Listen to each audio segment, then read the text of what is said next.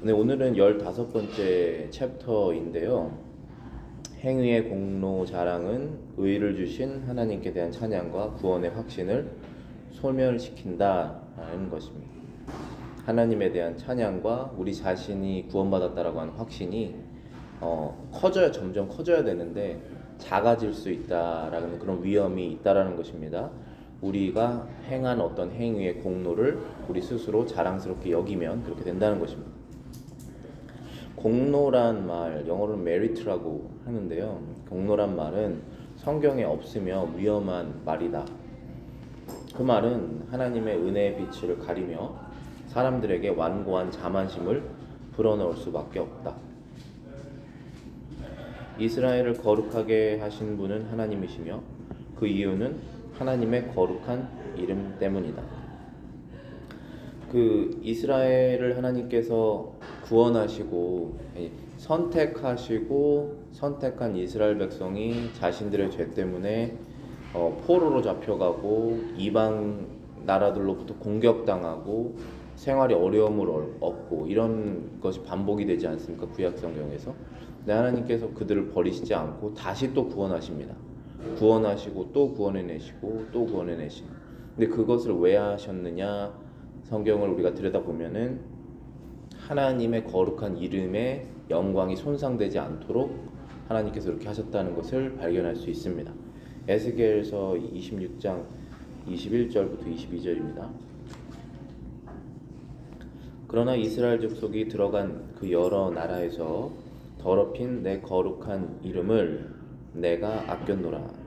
그러므로 너는 이스라엘 족속에게 이르기를 주 여호와께서 이같이 말씀하시기를 이스라엘 족속아 내가 이렇게 행함은 너를 위함이 아니요 너희가 들어간 그 여러 나라에서 더럽힌 나의 거룩한 이름을 위함이라. 이스라엘이 하나님께 선택받은 순간부터 이스라엘에 계속 따라다니는 그 이름표는 하나님의 백성이라는 이름표입니다. 그런데 이스라엘은 하나님의 백성이라고 하는 그 하나님의 이름을 소중하게 생각하지 않았죠. 그래서 하나님보다 이 세상에 있는 여러 가지 신들을 섬기는 잘못을 범했습니다. 그래서 그들이 포로로 잡혀가고 그런 상황에서 이스라엘의 하나님의 거룩한 이름이 더럽혀지는 상황이 되었습니다. 왜냐하면 능력 있는 하나님께서 마치 능력이 없으신 것처럼 자신의 백성이 세상 백성의 포로가 되었기 때문에 하나님의 이름의 거룩성이 떨어진 것이죠. 근데 이스라엘은 그것에 대해서 개의치 않습니다. 그것에 대해서 슬퍼하지 않고 오히려 그냥 자신이 삶이 힘들어졌다는 것만 슬퍼하죠. 그때에 여호와 하나님께서 말씀하시기를 너희가 더럽힌 나의 이름을 위해서 내가 너희를 회복하리라 라고 말씀하십니다. 그래서 이스라엘이 포로된 곳에서 다시 돌아오고 우상 섬겼던 이스라엘이 다시 회개하고 하나님을 섬기고 그러면서 다시 생활이 복구가 되고 이러한 것이 시작이 됩니다. 근데 그것을 시작하게 된 이유는 이스라엘이 회개를 해서 그런 것이 아니라 하나님께서 자신의 이름을 다시 높이시기를 결정하셨기 때문에 그렇다는 것이죠.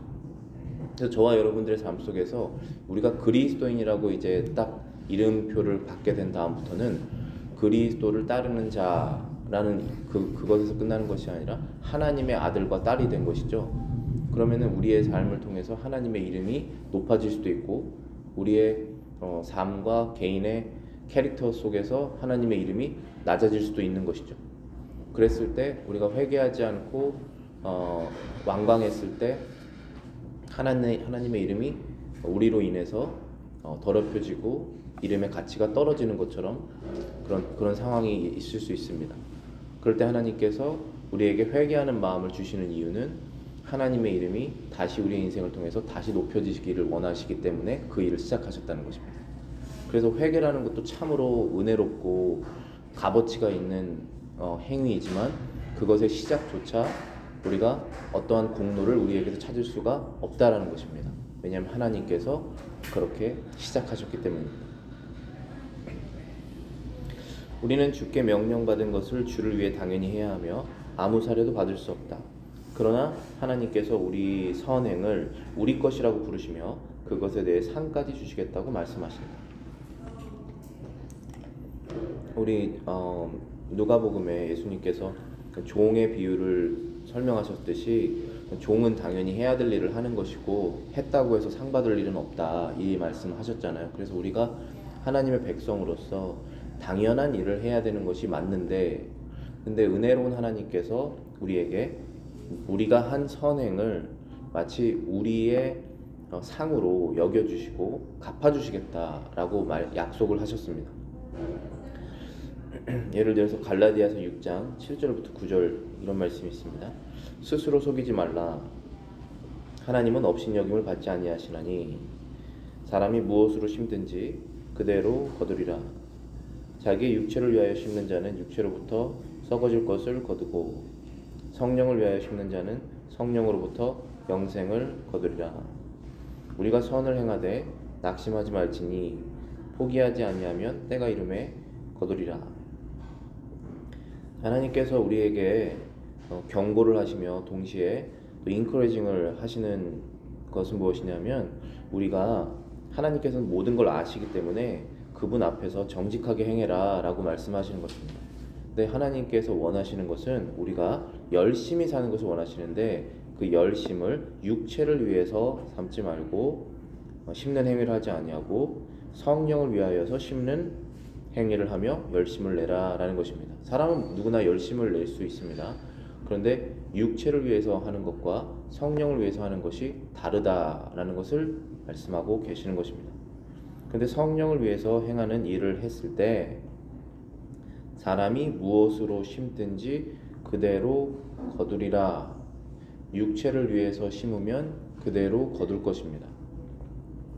이 땅에서 사는 것을 위해서 자신이 투자를 하거나 시간 투자를 하거나 노력을 하면 그것을 걷는 것이 인지상정이죠. 그것이 안 되는 경우도 아주 가끔 있지만 대부분의 경우에는 거둬들입니다. 열심히 노력했으면 그것에 대한 상응 대가가 있지 않습니까? 콩 심은데 콩 나면 팥 심은데 팥 나는 것입니다. 그런데 여기에서 중요한 것은 그 심은 것이 영적인 것이냐 육적인 것이냐라는 것이죠. 근데 하나님께서 약속하시기를 너희가 영적으로 심은 그것을 너희가 영적인 열매를 거둘 것이다. 너희가 상을 얻을 것이다 라는 것입니다. 저와 여러분들이 이제 하나님의 자녀로서 우리의 인생을 통해서 하나님의 이름이 거룩하게 되기를 원하신다면 나의 삶을 통해서 열심을 다해서 하나님의 이름을 위해서 살아야겠죠. 그 투자가 있지 않습니까? 시간적인 투자, 재정적인 투자, 나의 에너지, 이런 모든 것들을 심을 때 하나님께서 상으로 주신다는 것입니다. 근데 사실은 지금까지의 이 개념으로서 봤을 때는 우리는 당연히 해야 되는 일을 했기 때문에 상이라는 것은 존재할 수 없는 것이죠. 그런데 갈라디아서에서는 상을 주신다고 말씀하셨습니다. 그러니까 그거 무엇이냐? 그러면은 아무 사례도 받을 수 없는 우리이지만 하나님께서 우리의 선행을 우리 것이라고 부르시면서 상 주시겠다고 말씀하시는 것은 우리가 이러한 하나님의 은혜로운 약속에 감사하는 마음으로 충성되게 주님을 위해서 살아가라라고 우리에게 말씀하시는 것입니다. 원래 우리가 받을 상이 아닌데 상까지 주신다고 하셨으니 얼마나 감사한 것이냐 해서 나의 모든 것을 가지고 주님께 충성되게 살아야겠다 라는 결론으로 가야 된다는 것이죠. 근데 저와 여러분들이 하나님의 율법을 지키는 것이 선행인데 그 하나님의 율법을 지키는 삶이 세상에서 자연스럽지 않죠. 그렇기 때문에 낙심이 옵니다. 낙심이 없이 선행을 할 수 있는 사람은 없습니다. 그래서 여기 갈라디아서에서 9절에 보시면은 우리가 선을 행하되 낙심하지 말지니 포기하지 아니하면 때가 이름에 거두리라 하셨습니다.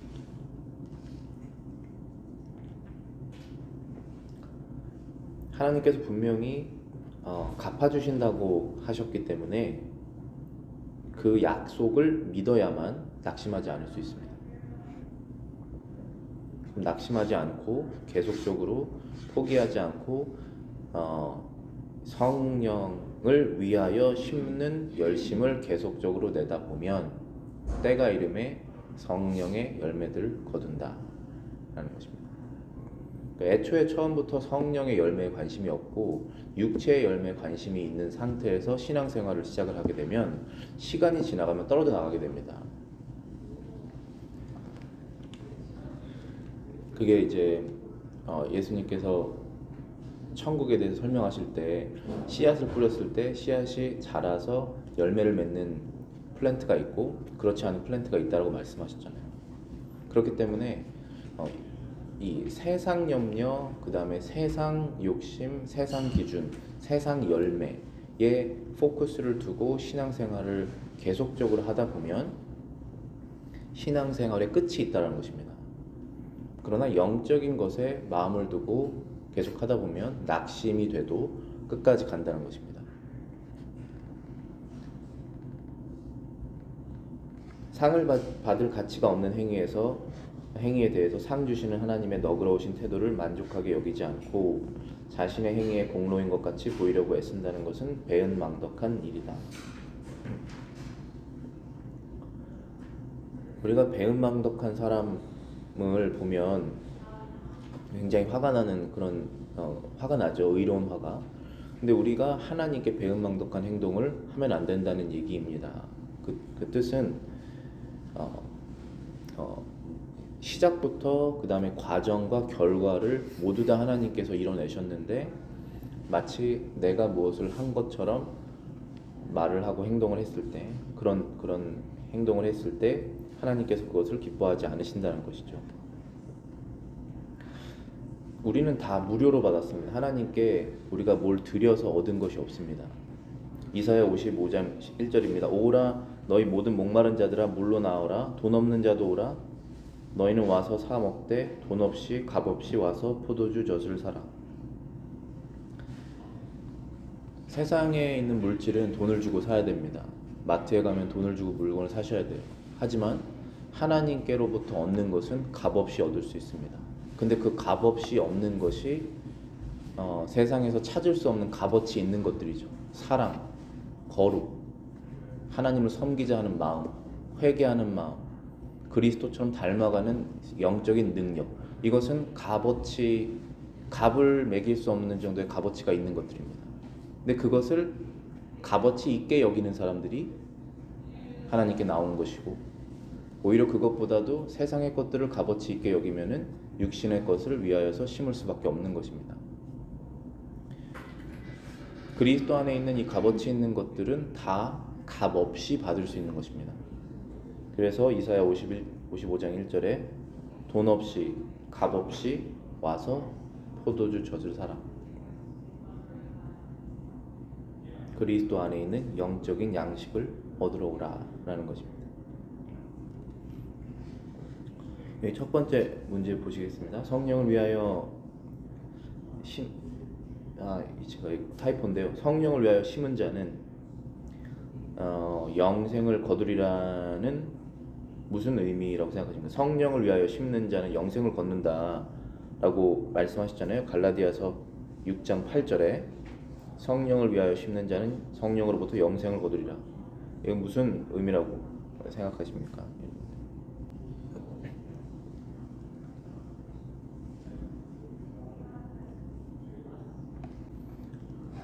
좀 질문이 광범위한가 본데요. 말 그대로 영생을 거둔다는 것입니다. 영생을 얻기 위해서 신앙생활을 하는 사람이 있고 이 세상 이 땅에서의 삶을 개선하기 위해서 신앙생활을 하는 사람이 있습니다. 그런데 영생을 거두려면 성령을 위해서 심어야 된다는 것입니다.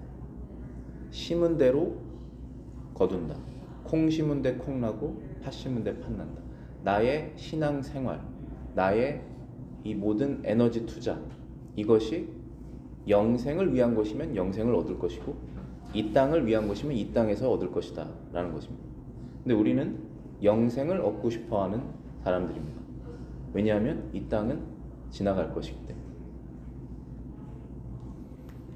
그래서 여러분들이 영생을 얻기 원하신다면 성령을 위하여 심는 삶을 사셔야 되는 것입니다. 그것에 반대되는 것은 자기의 육체를 위하여 심는 자는 육체로부터 썩어질 것을 거둔다. 썩어질 것들이 어떤 것이 있을까요?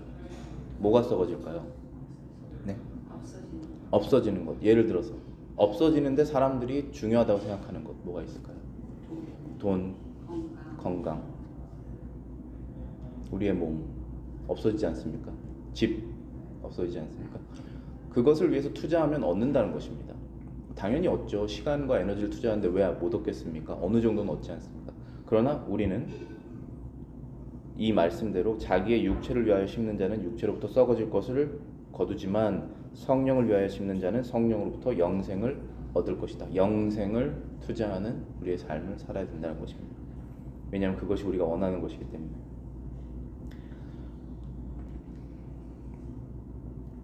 그리스도의 공로를 인간의 공로로 대체하는 데 반대함. 고린도전서 3장 11절입니다. 능히 다른 터를 닦아둘 자가 없으니 이 터는 곧 예수 그리스도시라. 이 터는 예수 그리스도시라. 고린도전서 1장 30절 31절입니다. 너희는 하나님으로부터 나서 그리스도 예수 안에 있고 예수는 하나님으로부터 나와서 우리에게 지혜와 의로움과 거룩함과 구원함이 되셨으니 기록된 바 자랑하는 자는 주 안에서 자랑하라 함과 같게 하려 함이니라. 자랑하는 자는 주 안에서 자랑하라. 자랑할 게 생긴다는 것입니다. 값어치 있는 것이 생긴다는 것입니다. 그런 것이 어떤 것이냐면 지혜와 의로움과 거룩함과 구원함입니다. 여기에서 말하는 지혜는 머리 좋은 걸 말하는 것이 아니라 하나님의 말씀을 따르고자 하는 마음이 생긴다는 것입니다. 왜냐하면 그것이 지혜지 않습니까?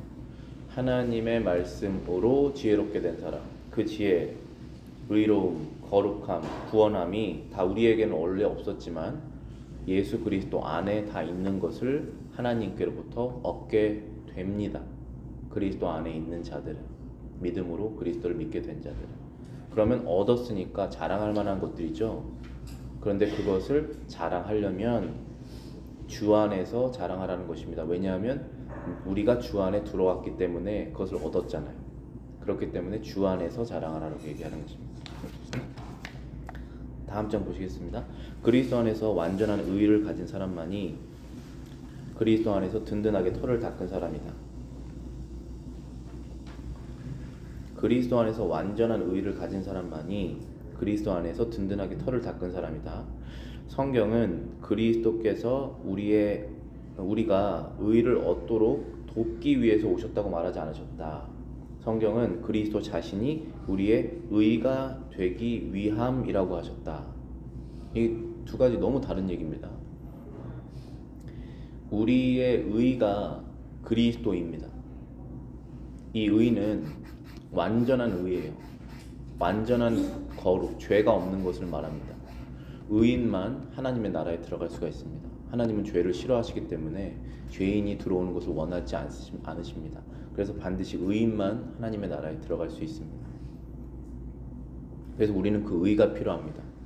그런데 이 성경에서는 우리가 그 의를 얻도록 그리스도께서 이 땅에 오셨다고 말씀하시지 않으셨고 그리스도가 우리의 의가 되시겠다라고 말씀하셨다는 것입니다. 이게 성경에 있는 그대로 말씀이에요. 간단히 말하면 그리스도의 것이 모두 우리의 것이고 그의 안에서 우리는 모든 것을 가졌으므로 우리 안에는 아무것도 없다. 우리가 주 안에서 성전이 되기를 원한다면 이 터 위에 세워져야 한다. 자, 우리가 주 안에서 성전이 되기를 원한다면 이 터 위에 세워져야 한다. 우리가 모든 그리스도인들이 하나님의 성전이라고 그러죠. 왜냐하면 우리 안에 성령이 있다라고 그러잖아요. 성령이 계신 곳은 성전이죠. 그래서 그 무속신앙 같은 거 보면은 어디 뭐 귀신이 있고 뭐 무당들 보면은 무슨 신내림 받았다 그러면 거기 신내림 받은 곳이 무당집이잖아요.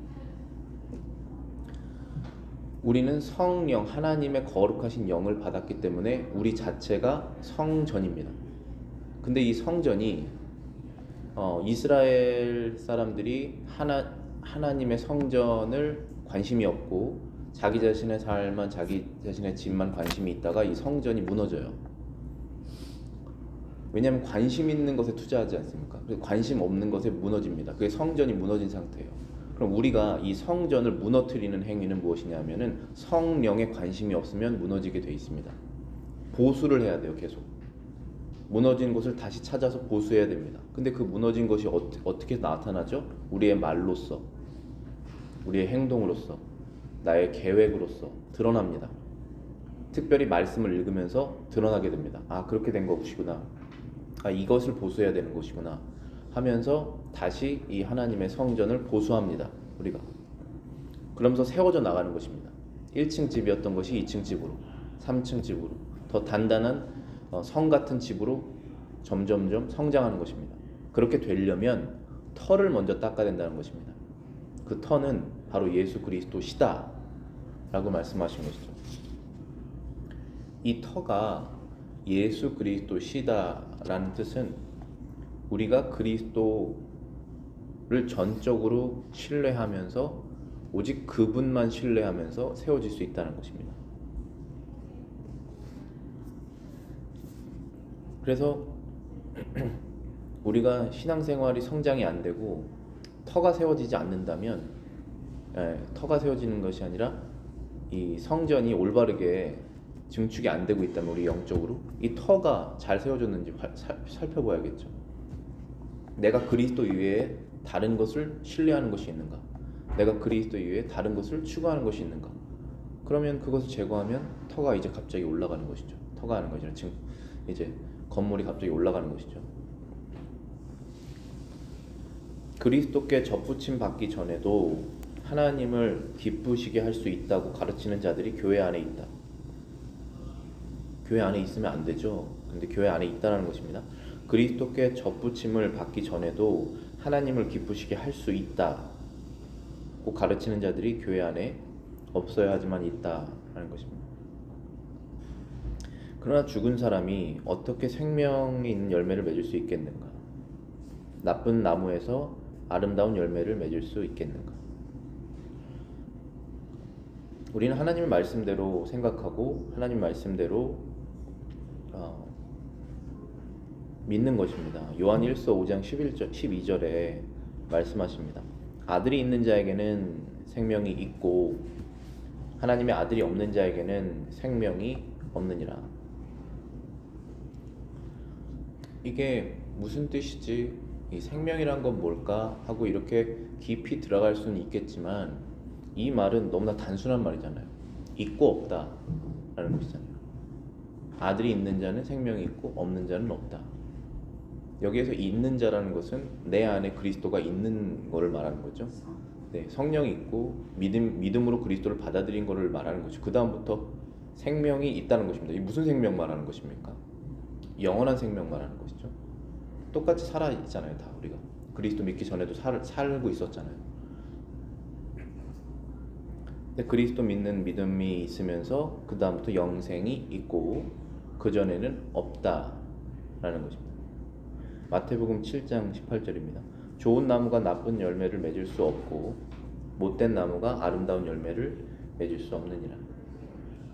자, 여기에서 제일 중요한 것은 좋고 나쁨의 기준을 우리가 따져야 봐야 되는데, 나쁜 열매는 뭐고 좋은 열매는 뭐냐?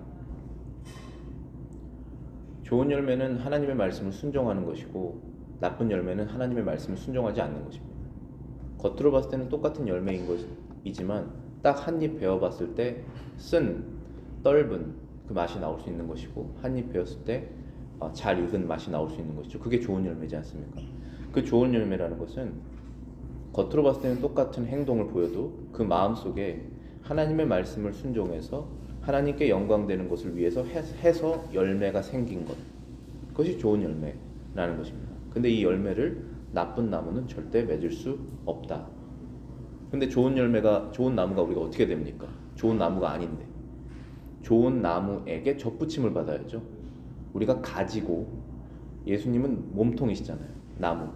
그 예수님께 접붙임을 받아서 그때로부터 그리스도 안에 있는 이 거룩한 영양분이 우리에게 미쳐져서 열매를 맺는 것이죠. 그런데 열매를 맺지 못하는 가지는 다 나중에 가지치기 하셔서 불에 던진다고 말씀하셨잖아요. 그러니까 우리가 할 일은 열매를 계속 맺어야 되는 것입니다. 우리 스스로 맺을 수는 없지만 그리스도께 접붙여져서 계속 그리스도로부터 영양분을 받아서 열매를 맺는 것입니다. 그런데 교회 안에서 그리스도께 접붙임 당하기 전에도 좋은 열매 맺을 수 있다라고 가르치는 사람이 있다라는 것이죠. 그 뜻은 무엇이냐면 겉으로 봤을 때 똑같은 열매를 맺을 수 있다라는 걸 말하는 것이죠. 겉으로 봤을 때 똑같은 열매가 어떤 것이 있을까요? 사람이 조금 더 젠틀해졌다. 그래도 교회는 나왔었다.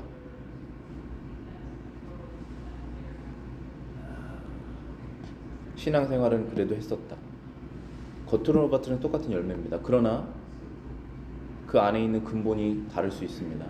그렇기 때문에 주여 주여 하는 자마다 하나님의 나라에 들어간 것이 아니니 주님의 말씀대로 믿고 따르는 자들이 들어갈 것이니라고 말씀하셨죠. 그래서 그리스도에게 접붙임을 받기 전에는 거듭나지 않고 거듭나기 전에는 좋은 열매 맺을 수 없다. 하나님은 모든 것을 알고 계신다라는 것입니다. 개인의 자력으로 의롭게 되는 길을 가도록 그리스도께서 우리를 도우시는 것이라고 가르치는 자들은 성경을 제대로 음미하지 못한 것이다. 개인의 자력으로 의롭게 되는 길을 가도록 그리스도께서 우리를 돕는 분이시다 라고 가르치는 사람들은 성경을 모른다라는 것이죠. 그게 왜 그렇게 된 것이냐면은 우리는 개인의 자력으로 의롭게 되지 못하고 오직 그리스도께서 완전하게 의롭게 하신 것을 우리는 얻을 뿐입니다. 그리스도께서 내가 조금 더 나은 사람이 되도록 돕는 분이 아니시라 나를 완전히 바꾸시고 나의 모든 것들은 다 없어지고 그리스도 것이 나의 것이 됐을 때 의롭게 된다는 것이죠. 그렇게 조금 그리스도께서 돕고 우리가 좀 더 나은 사람으로 되는 걸 도와주실 분이시다라고 하는 것은 사람이 만든 종교죠. 그런 개념은 어떤 종교에서 다 찾을 수 있습니다. 그것이 불교든 뭐든 간에 내가 조금 더 나은 사람으로 자기 개발하는데 필요한 종교로 사용하는 것이죠. 그렇지 않습니다. 우리가 원하는 것은 그것이 아니에요. 완전히 다른 사람이 되는 것이고 완전한 그리스도의 의를 얻고 싶은 것입니다.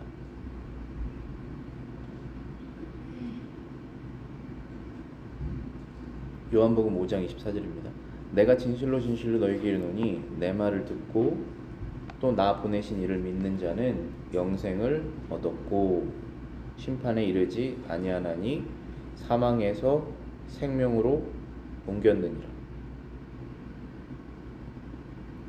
내 말을 듣고 나 보내신 이를 믿는 자, 예수님의 말씀을 듣고 예수님을 이 땅에 보내신 하나님 아버지를 믿는 자들은 영생을 얻었다.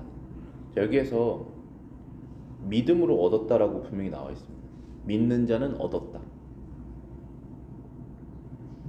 심판에 이르지 않는다. 심판받지 않는다. 사망에서 생명으로 옮겨졌다. 저와 여러분들이 예수님을 믿는 그 믿음으로 이렇게 옮겨진 것입니다. 그 옮겨졌다고 해도 영생을 얻었다고 해도 죄가 남아있는 것은 사실이잖아요. 그렇지만 영생을 얻었고 심판받지 않고 생명으로 옮겨졌다라고 분명히 성경이 약속하고 있습니다. 우리는 이 말씀을 믿는 것이에요. 다른 사람의 말을 믿는 것이 아니라. 그들은 말로는 믿음으로 의롭다함을 얻는다고 고백하지만 여기서 말하는 그들은 이제 천주교입니다. 믿음으로 의롭다함을 얻는다고 고백하지만 믿음으로 행한 선행이 사람을 의롭게 한다라고 다시 말한다. 이것 때문에 안 되는 거예요. 믿음으로 의롭다함을 얻었다고 요한복음이 가르치고 있잖아요. 믿는 자는 영생을 얻었다. 심판에 이르지 않고 생명으로 옮겨졌다. 믿는 자는 이라고 분명히 말씀하고 있죠. 그런데 그렇게 말로는 얘기하면서 다시 또 뭐라고 가르치냐면은 믿음으로 행한 선행이 사람을 의롭게 한다라고 다시 말한다. 이 뜻은 그전에는 안 믿었어요. 근데 이제는 믿었어요. 그래서 믿었기 때문에 행하는 순종의 행위들이 있죠. 선행들. 그것이 그 사람을 의롭게 한다라고 말한다는 것입니다. 그럼 다시 또 행위로 가는 것이에요. 믿음으로 가는 것이 아니라 근원이. 결국 선행을 찬양한다. 하나님의 것을 훔쳐다가 사람에게 넘겨준다. 하지만 우리가 중생하지 않으면 우리에게 선한 일은 나타날 수 없다.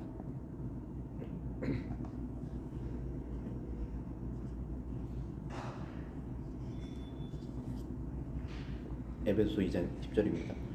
우리는 그가 만드신 바라 그리스도 예수 안에서 선한 일을 위하여 지으심을 받은 자니 이 일은 하나님이 전에 예비하사 우리로 그 가운데서 행하게 하려 하십니다.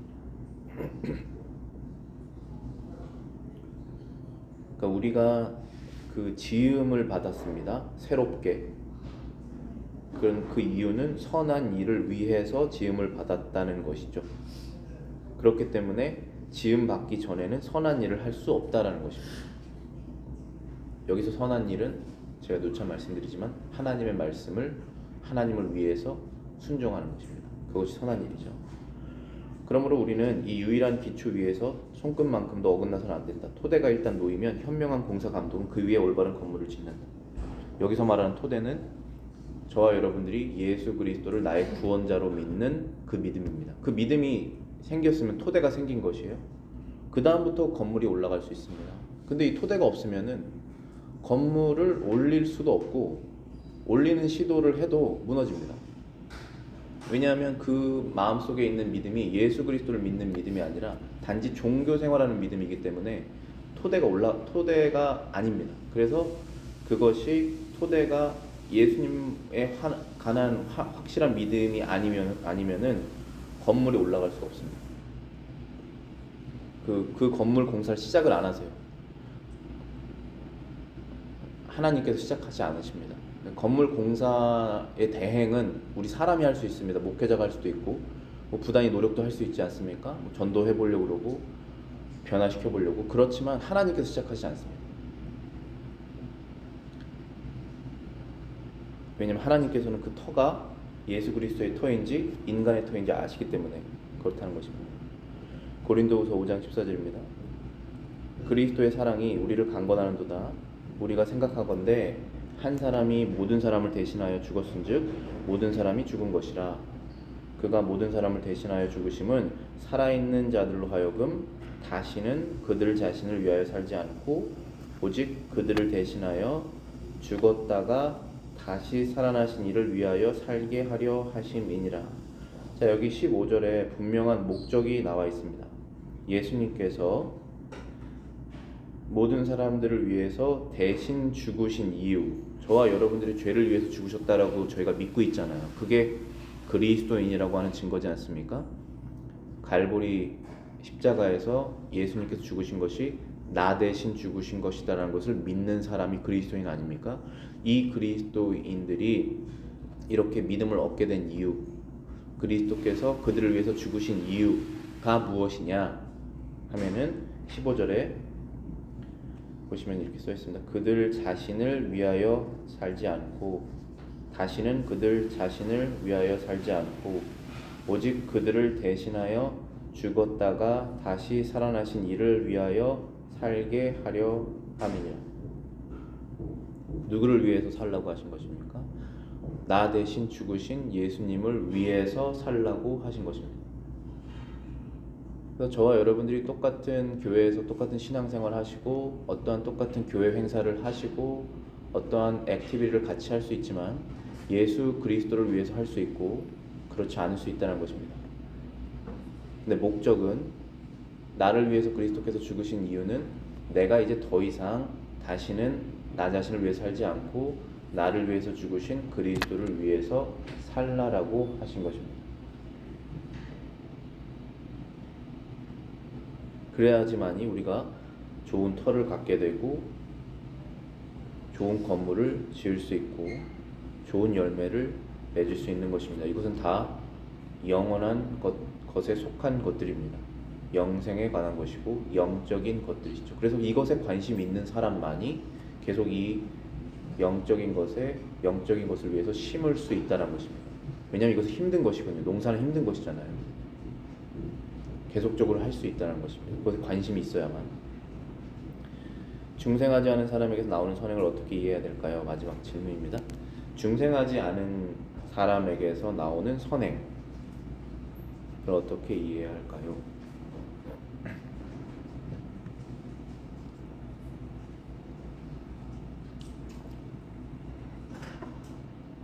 중생이 뭐죠? 중생? 네, 거듭남이죠. 거듭나서 예수님 믿고 영원한 생명 얻고 성령 얻은 것입니다. 그러면은 중생하지 않은 사람이 선행을 할 수 있을까요? 이게 약간 트릭 퀘스천인데, 여기서 선과 악의 기준을 사람이 갖는 순간 할 수 있습니다. 선행 이렇게 할 수 있고, 만약에 아니라 사실상 이 선이 하나님의 말씀을 하나님을 위해서 순종하는 것이라고 한다면 선행을 할 수가 없죠. 그래서 약간 트릭 퀘스천인 거예요. 하나님이 보시기에 선하다라고 하는 행동은 하나도 나올 수 없다 라는 것이 우리의 믿음입니다. 그 사람이 만약에 선행을 했었으면 그 선행으로 구원에 이를 수 있어야죠. 좋은 나무가 나쁜 열매를 맺을 수 없고 못된 나무가 아름다운 열매를 맺을 수 없느니라. 그 안에 성령이 없고 하나님의 능력이 없는데 어떻게 좋은 열매를 맺을 수 있겠습니까? 단순히 내가 인간이 보기에 저건 좋은 열매다 라고 말했을 뿐이죠. 근데 실제 한 입 베어보면 그 안에는 썩어 있다는 것이죠. 떫은 것이고.